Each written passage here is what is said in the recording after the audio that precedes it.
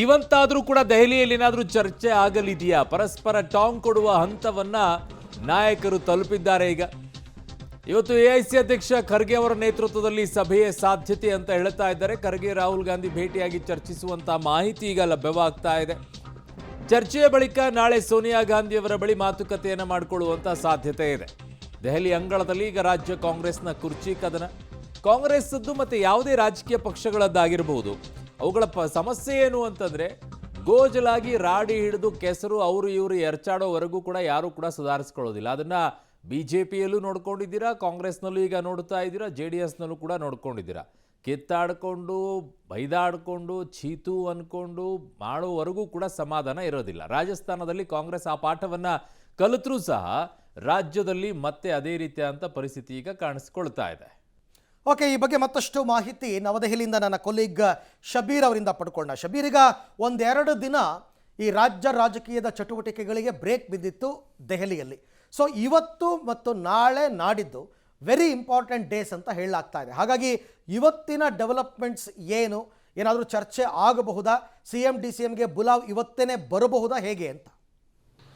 ಅರವಿಂದ್, ನೋಡಿ, ಎಲ್ಲರ ನಿರೀಕ್ಷೆ ನಿನ್ನೆ ಇಂದಿರಾ ಭವನದಲ್ಲಿ ನಡೆದ ಸಭೆಯ ಮೇಲೆ ಇತ್ತು. ಯಾಕೆಂದ್ರೆ ಬಿಹಾರ ವಿಧಾನಸಭೆ ಚುನಾವಣೆಯ ಫಲಿತಾಂಶದ ಸಭೆ ನಡೆದಿತ್ತು. ಅದಾದ ಬಳಿಕ ಕರ್ನಾಟಕದ ವಿಚಾರ ಚರ್ಚೆಗೆ ಬರುತ್ತೆ ಅನ್ನುವಂಥದ್ದು ಪೂರ್ವ ನಿರ್ಧಾರ ಆಗಿತ್ತು. ಆದರೆ ಬಿಹಾರ ಚುನಾವಣೆ ಫಲಿತಾಂಶದ ವಿಚಾರಕ್ಕೆ ಸಂಬಂಧಿಸಿದ ಸಭೆಯಲ್ಲಿ ಬಹಳ ದೊಡ್ಡ ಮಟ್ಟದ ಜಗಳ ಕಾಂಗ್ರೆಸ್ ನಾಯಕರಲ್ಲಿ ಉಂಟಾಯಿತು. ಯಾರು ಬಿಹಾರದಿಂದ ಬಂದಿದ್ರು ಆ ನಾಯಕರಲ್ಲಿ. ಹೀಗಾಗಿ ಒಂದು ಜಗಳದಿಂದಾಗಿ ಸಭೆಯನ್ನ ತಾತ್ಕಾಲಿಕವಾಗಿ ಮುಂದೂಡಲಾಯಿತು, ಮತ್ತೆ ಸಭೆಯನ್ನು ನಡೆಸಲಾಯಿತು. ಹೀಗಾಗಿ ಕರ್ನಾಟಕದ ವಿಚಾರ ಪ್ರಸ್ತಾಪಕ್ಕೆ ಬರಲೇ ಇಲ್ಲ.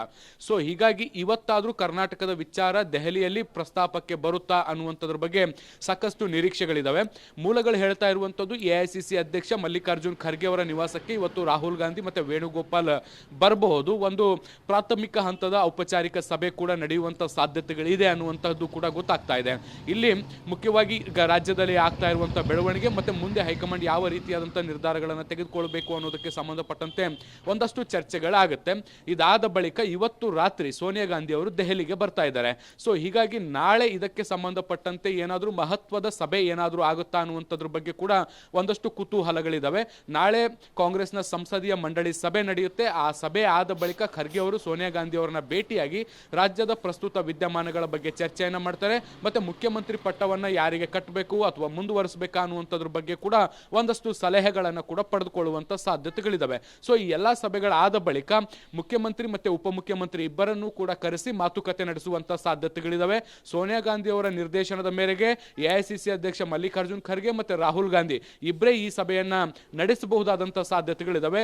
ಒಂದ್ ವೇಳೆ ಸೋನಿಯಾ ಗಾಂಧಿ ಅವರೇ ನೇರ ಈ ಒಂದು ಅಂದ್ರೆ ಈ ವಿಚಾರದಲ್ಲಿ ಭಾಗಿಯಾಗ್ತೀನಿ ಅನ್ನೋದಾದ್ರೆ ಸೋನಿಯಾ ಗಾಂಧಿ ಅವರ ಸಮ್ಮುಖದಲ್ಲೇ ಇಬ್ಬರು ನಾಯಕರನ್ನ ಕರೆಸಿ ಮಾತುಕತೆ ನಡೆಸುವಂತ ಸಾಧ್ಯತೆಗಳನ್ನ ಕೂಡ ಈಗ ನಿರೀಕ್ಷೆ ಮಾಡಲಾಗ್ತಾ ಇದೆ. ಹೀಗಾಗಿ ಸೋನಿಯಾ ಗಾಂಧಿ ಅವರ ನೇತೃತ್ವದಲ್ಲಿ ಸಭೆ ನಾಳೆ ನಡೆಯುತ್ತಾ ಅಥವಾ ನಾಡಿದ್ದು ನಡೆಯುತ್ತಾ ಅನ್ನುವಂಥದ್ರ ಬಗ್ಗೆ ಒಂದಷ್ಟು ಇನ್ನೂ ಕೂಡ ಗೊಂದಲಗಳಿದಾವೆ.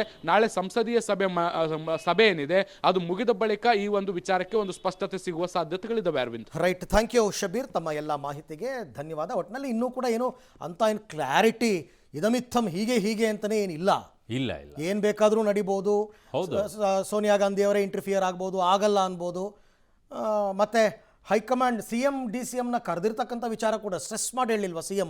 ಕರೆದರೇ ಹೋಗ್ತೀನಿ, ಕರೆದರೇ ಮೂರು ಸಲ ಹಾಗಾಗಿ ಇದು ಒಂದಷ್ಟು ವಿಚಾರಗಳು.